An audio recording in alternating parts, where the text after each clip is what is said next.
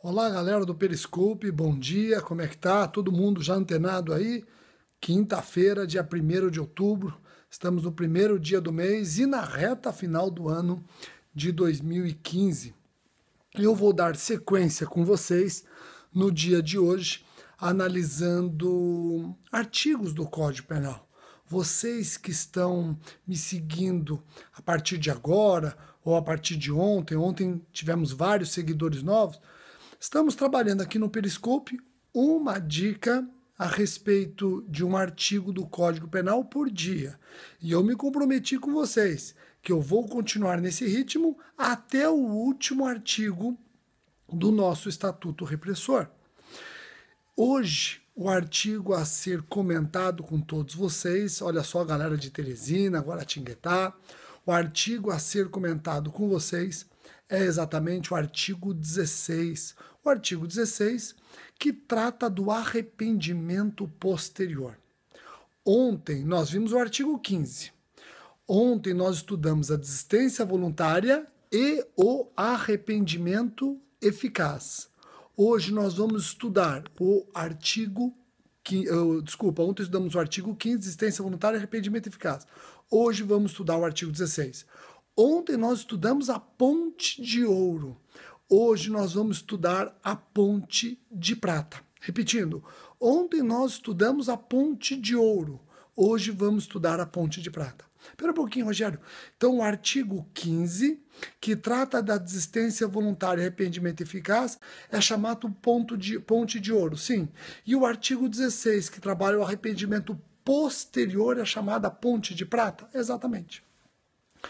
Vejam, o artigo 16, em resumo, anuncia o seguinte: aquele que, antes do recebimento da denúncia, reparar o dano ou restituir integralmente a coisa, voluntariamente, em crimes sem violência ou grave ameaça à pessoa, tem direito a uma redução de pena.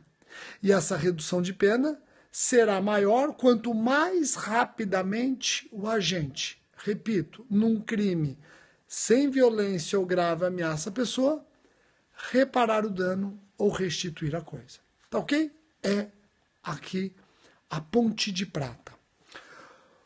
Primeiro alerta que eu gostaria de fazer. Reparem que no arrependimento posterior, o arrependimento ocorre depois de consumado o crime. Por isso, arrependimento posterior. O agente, depois de consumado o crime, mas antes de recebida a denúncia, se arrepende e voluntariamente ele repara o dano ou restitui integralmente a coisa. Compreenderam? Então, o arrependimento posterior é um arrependimento que surge pós-consumação e antes do recebimento inicial, diferente do arrependimento eficaz do artigo 15. No artigo 15, o arrependimento eficaz ocorre após a execução, mas ele consegue evitar a consumação. Entenderam a primeira observação?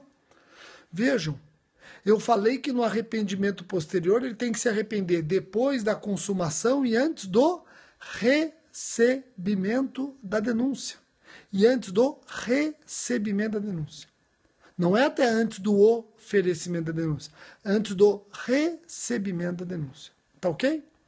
Agora, uma questão interessante. Rogério, o arrependimento posterior, ele é comunicável aos demais concorrentes do crime que não tenham se arrependido? Por exemplo, olha só. Fulano e Beltrano furtam um veículo. Depois que o crime se consumou, fulano se arrepende voluntariamente, não precisa ser espontaneamente, voluntariamente, vai lá e devolve o veículo ao seu proprietário. Fulano se arrependeu, o crime foi cometido sem violência ou grave ameaça à pessoa, ele restituiu a coisa antes do recebimento da denúncia. Tem direito ao arrependimento posterior? Tem. E Beltrano? Beltrano que não se arrependeu. Aliás, Beltrano ficou louco da vida quando soube que fulano tinha devolvido o veículo furtado. Beltrano tem direito ao benefício? Tem direito à redução da pena? A doutrina é divergente. Uma primeira corrente entende que o arrependimento posterior é subjetivo, portanto incomunicável. Uma segunda corrente, que é, pasmem, a que prevalece, diz que o arrependimento posterior é objetivo, circunstância comunicável aos demais concorrentes.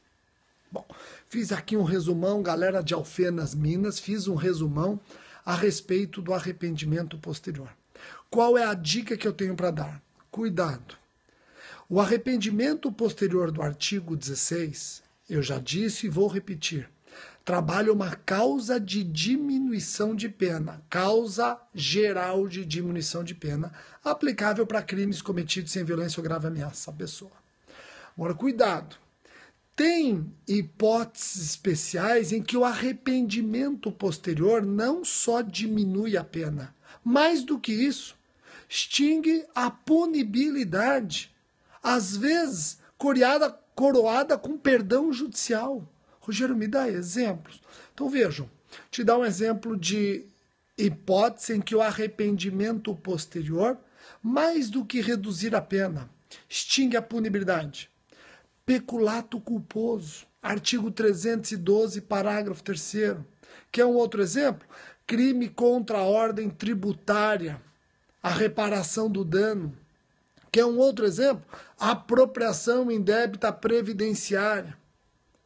Vejam que nessas hipóteses, o arrependimento posterior, mais do que sofrer uma diminuição de pena, ele acaba sendo atingido por causa extintiva da punibilidade. Eu, desse modo, encerro as dicas que eu tinha para dar a respeito do artigo 16, um vídeo até um pouco mais demorado, espero que isso seja cobrado no seu concurso. Nós aprofundamos, na medida do possível, o arrependimento posterior aqui no Periscope. Eu estou de partida para Ribeirão Preto. Hoje eu dou palestra à tarde no Fórum de Ribeirão Preto para os estagiários da magistratura. E à noite eu estou em Jaboticabal palestrando na faculdade a respeito da redução da maioridade penal. Tá ok? Como sempre, eu vou desligar e vou ler todos os recados de vocês. Agradeço a participação, a companhia nessa quinta-feira, 1º de outubro, pela manhã. Um abraço a todos e até mais.